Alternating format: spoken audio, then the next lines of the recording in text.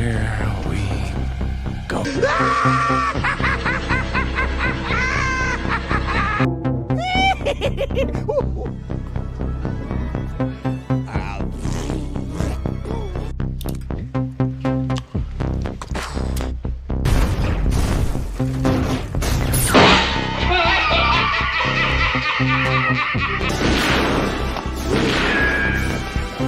Is like gravity. All it takes is a little push.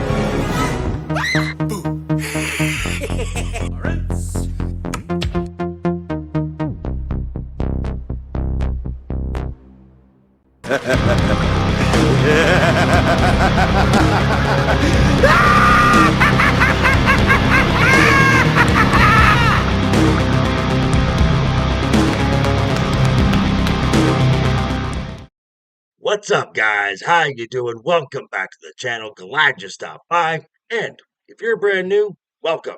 Grab a seat, stay a while, but do me a couple favors first. Go down and hit that subscribe button.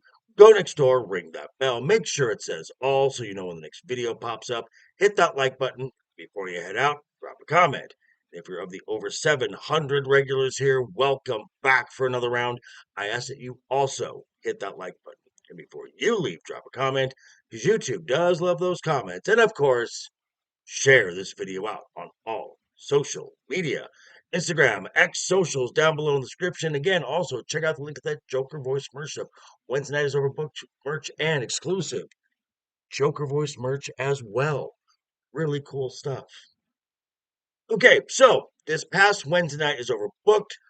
Myself and the guys began discussing the next WWE Premium Live event, Night of Champions, from Riyadh in the Kingdom of Saudi Arabia.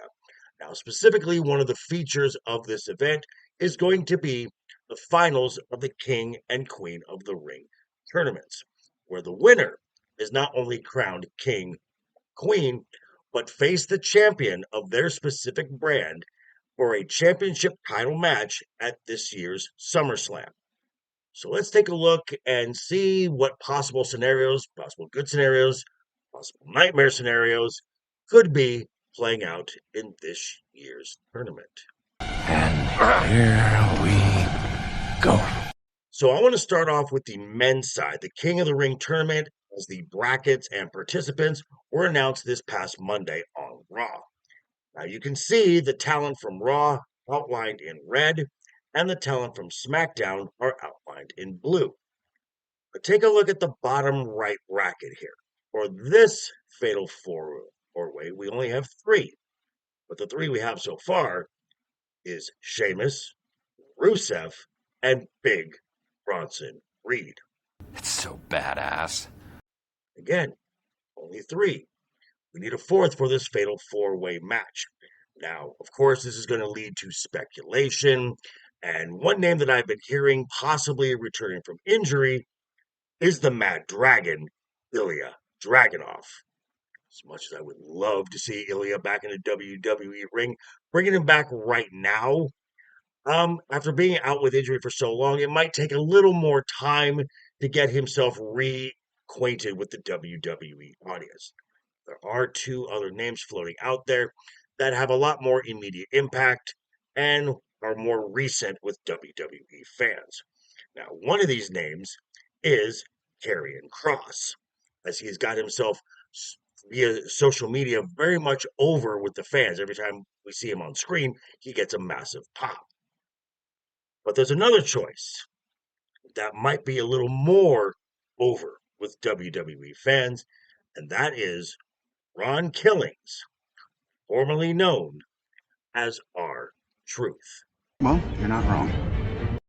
Now, this past Monday on Raw, we got our first of the men to advance to the semifinals. That would be the underdog from the underground, Sami Zayn.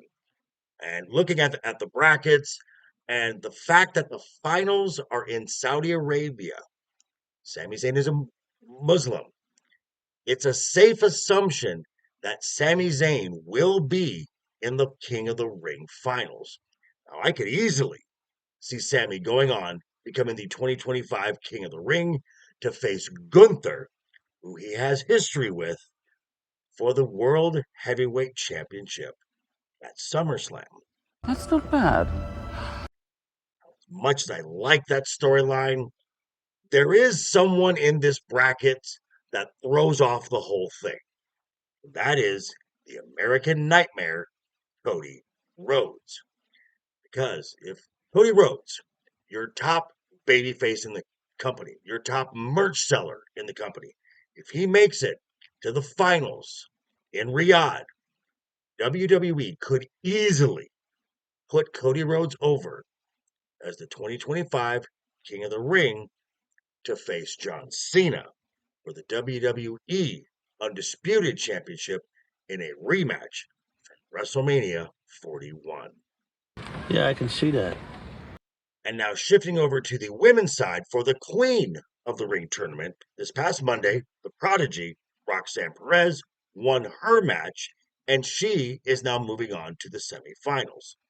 Now, looking at the brackets, here we are again.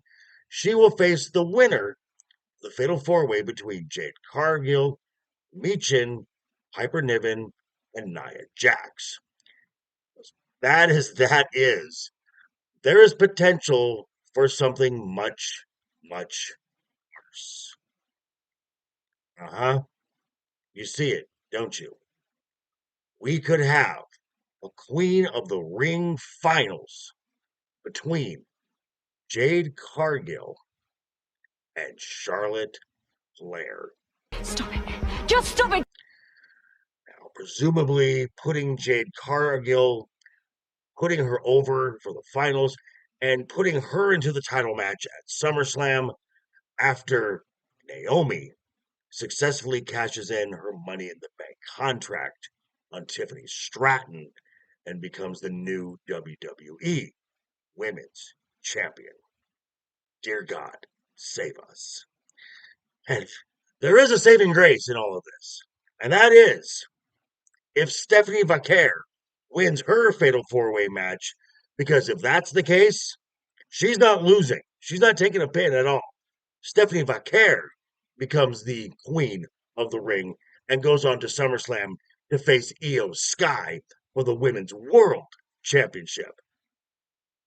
I'm assuming that's a match we would all much rather see. That's a fact. So keep your fingers crossed, folks, because these are just my thoughts as we get closer to the event. We'll be discussing it right here, right, right here, folks. 6 p.m. Pacific. This channel, me and the guys, as we'll be talking about this stuff and a whole lot more. Talking about Wednesday night is overbooked. But yeah, thanks for stopping by, folks. Again, quick reminder before you head out the door, hit that subscribe button, ring that bell. If you liked the video, give it a thumbs up. If you didn't like the video, hey, thanks for sticking around this long. I appreciate it. I will see you folks all very soon. Hope you had a great week. Have a wonderful weekend ahead of you. Always have fun. Keep talking. Keep smiling. Until next time.